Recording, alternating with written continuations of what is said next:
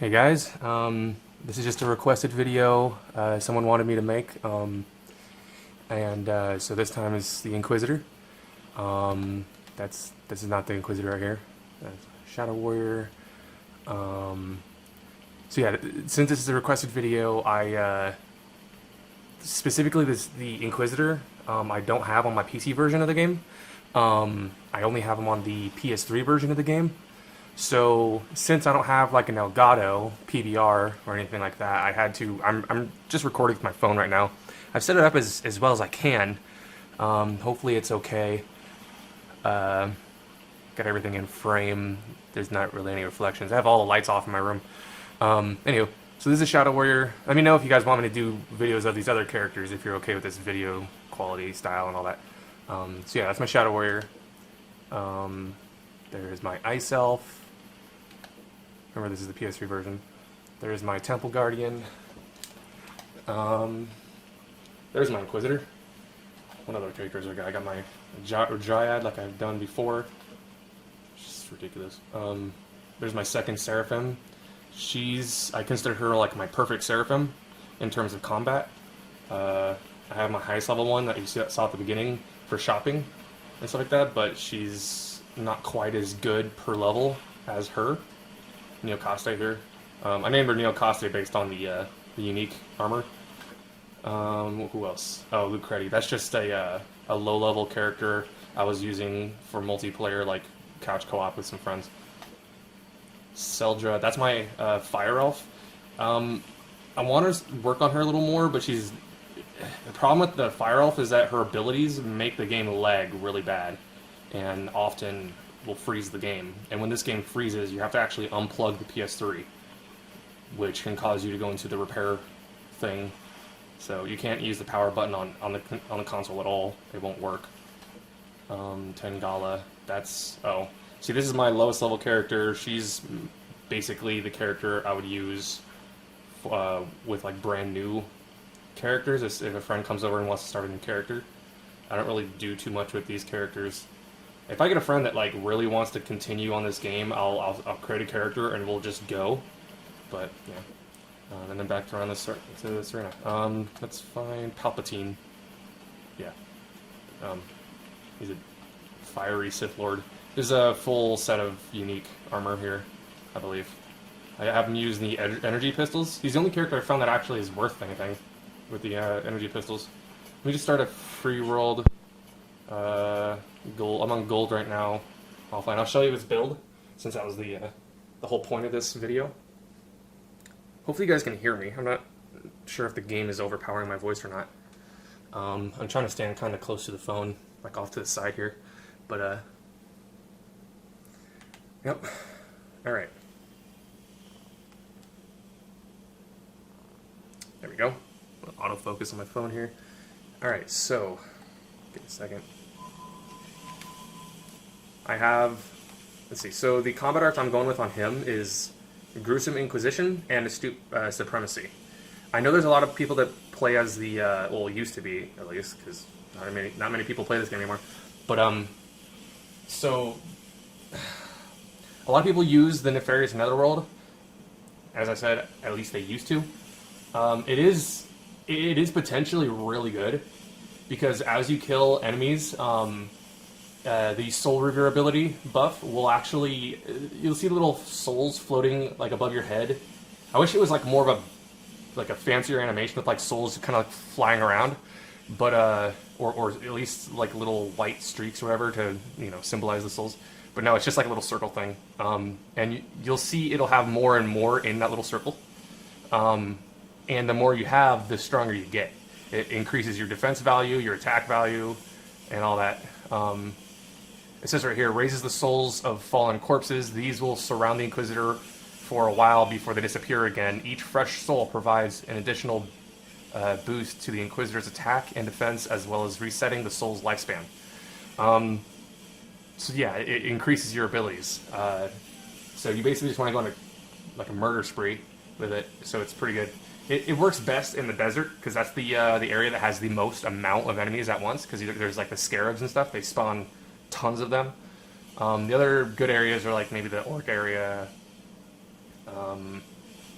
maybe the forest area in some areas of it, like the north half of it. So I don't really use a bunch of these. There's some really good abilities in here, but like I said, I don't focus on it. I use the Astute Supremacy and Gruesome Inquisition, which I actually kind of dislike the permanent buff here, Purifying Chastisement, I think it is, the most, even though I use it. But what happens here is it allows the Inquisitor to channel physical pain into offensive damage. The lower Inquisitor's current hit points, the more damage he does in combat.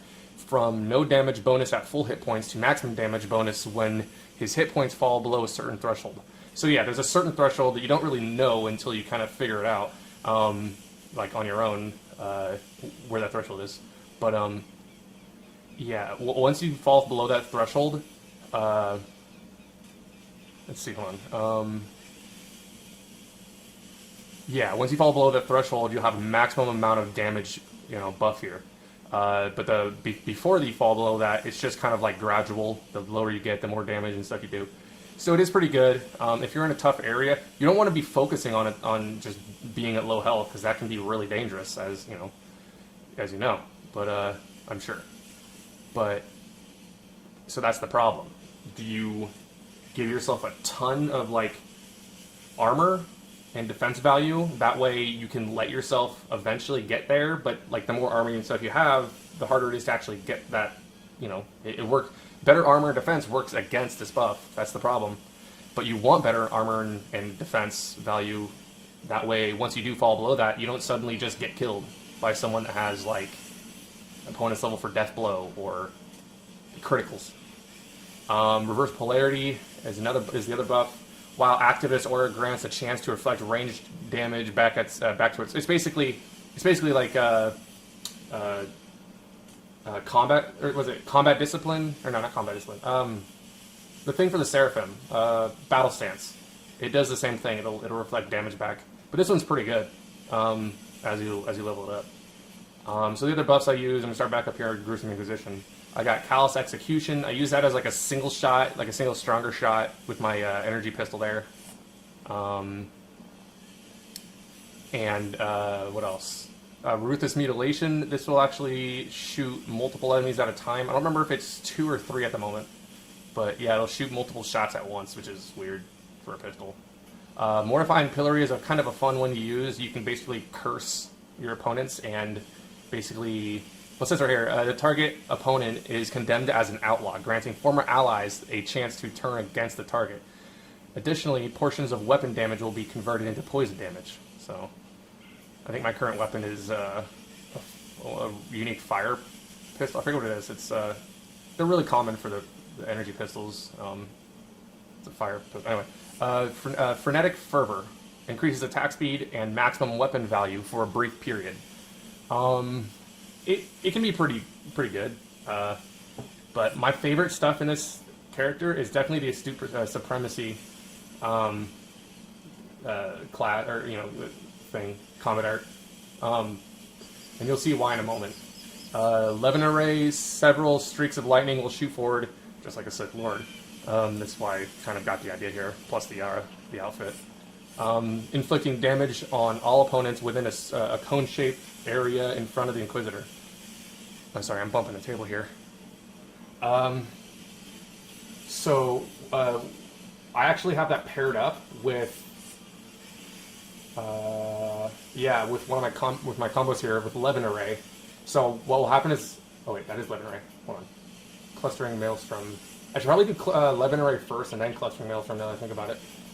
But I have Clustering Maelstrom right here. Everything within a range of the Maelstrom will be drawn in to collide heavily at its core.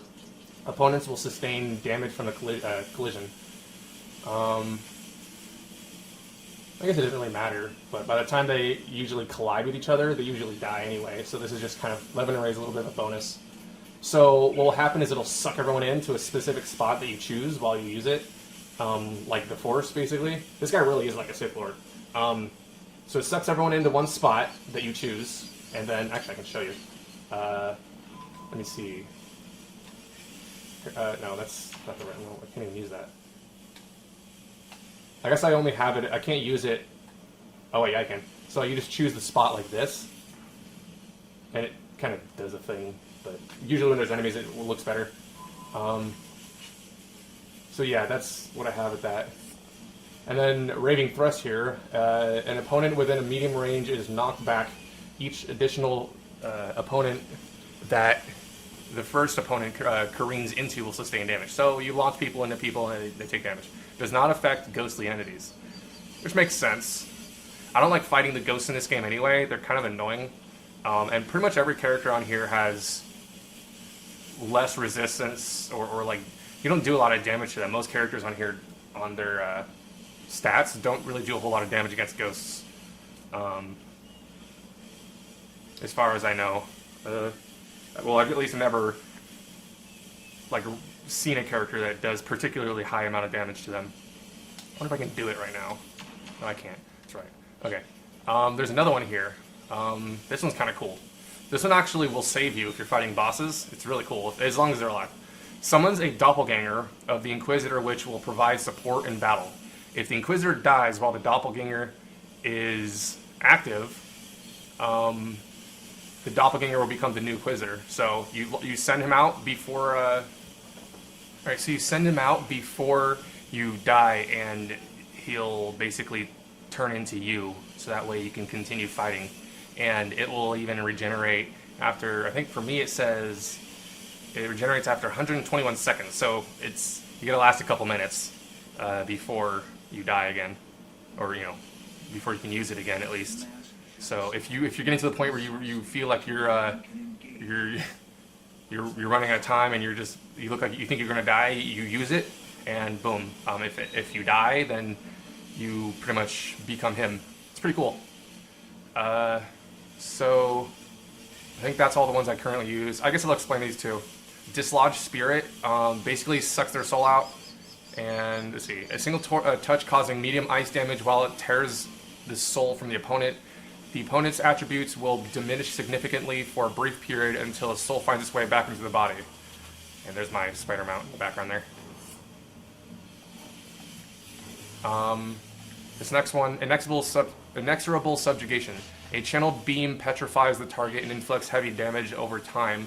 If the target dies while under the effect of the Inexorable Subjugation, the unfortunate soul will be bound to serve the Inquisitor as a spectral companion. So yeah, you use this on them, and I don't remember if you can continue fighting while it's being used, but I think you got to do it right before they die, and yeah, and it'll pretty much make him your slave. Yeah, basically. Eruptive Desecration. Oops. Causes corpses to explode, inflicting damage to nearby opponents. So yeah, their dead bodies will explode, and their gory chunks will hit other opponents or enemies and deal them damage. Paralyzing Dread slows down all attacks by opponents in the vicinity of the Inquisitor. So it's basically a debuff for a. Yeah. So let me show you my skills. Well, here's my overall stats at the moment. Let's see, do I even... Yeah, okay. And then here's my current skills. Let's see everything, yeah. Okay, Armor Lore, Tactics Lore, Gruesome Inquisition Focus, Combat Reflexes, Astute Supremacy Focus, and the Lore. So I have the... Let's see. I don't think there's a lore for Gruesome Inquisition. At least I'm not sure. I don't have it. Constitution, Concentration, Ranged Weapons for the pistol, Toughness. These are just the amount of points that as you can see I'm putting into it. It's going well so far. I should probably start putting more points into Concentration, but I usually like to focus on my most important skills first, and then master them, get them to level 75. If I see something on my if something on my character seems like it's lacking, then I'll start putting points into it, like defense type stuff, like toughness, constitution, armor lore, maybe combat reflexes. Combat reflexes is good. Evade chance and a chance against critical weapon hits. This is actually really important on him because that way, once you get low and below that threshold, you won't take critical hits as much. And yeah, but sometimes when they happen hard. So you want to have a good amount of armor, which will actually reduce the overall amount of damage they do to you. At least I think that's how it works. And then defense value, I think, is... It's kind of confusing what the difference is between armor and defense value. Let's see. Since I'm recording my phone, I can see how much time I have left. I have about 7 minutes left. I'm gonna go kill some stuff. I actually already had to stop the video and clip back there while I was talking about the clone thing, because I ran out of space on my phone, so I had to delete something, and it gave me more time. Let me get my spider. So yeah, there's unique mounts for characters that will be specific for like the type of character you build. So there's so many scarabs and stuff. Let me it's been a while since I've actually used this character, so let me try to remember it. Gather up a bunch of enemies here. The more you actually have following you, the more will actually spawn, I've noticed. But eventually they'll start running away like this. Boom, you see that? Didn't kill them all, but... Yeah, my inventory's full too. So there's one that, like, force blasts them. My concentration time is pretty low.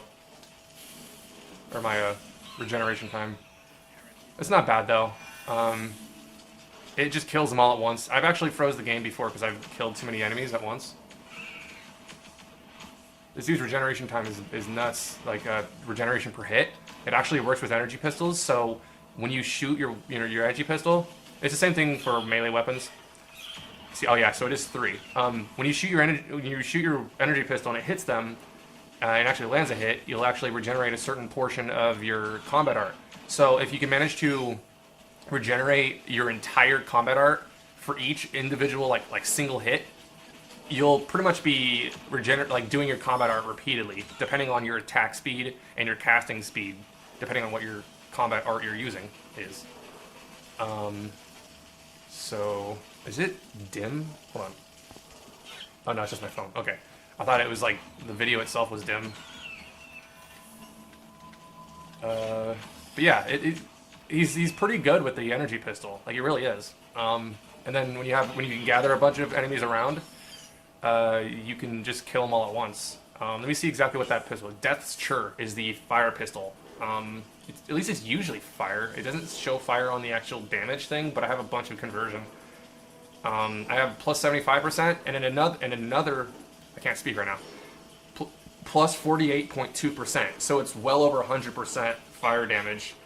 And it also gives the opponent, it reduces the opponent's attack value and increases my defense value, and it has opponent's level for death blow. So once they get below, well, for this weapon at least 30.4%, it has a high chance to just insta kill them. But I might even have opponent's level for death blow on other items that I'm currently wearing, so I can check that in my stats. Hold on. Opponent's level for death blow, 42.7%. So yeah, I am using on something else. Not the helmet. No. There it is, the gloves, 23.5%. I got a bunch of other stuff on there. So yeah, if you go with this setup, you want the Dalen's unique armor. It's pretty good. It's specifically for the Astute Supremacy art. You can also use different ones for like Gruesome Acquisition and Nefarious Netherworld, and they look different. And so does the Spider. But I think this is the better one. Let me see something real quick. If you're using just the pistol most of the time, you probably want to go with Gruesome Inquisition, but if you use Astute Supremacy a lot, and you're just, grinding, Astute Supremacy is much better. I really do end up killing most of the enemies with just the pistol, so the other one might be better anyway. I keep forgetting what it's called. Gruesome Inquisition, or Acquisition? What is it? Inquisition, yeah. Since I'm an Inquisitor. But yeah, the desert is no problem for this guy whatsoever. Look at that. And they're bugs, so they tend to have weakness to fire. Some of them have protection against fire somehow. I am completely full. I can't even pick up a potion. And delete. I have to get rid of some stuff. Like that. There, now I can at least pick up potions.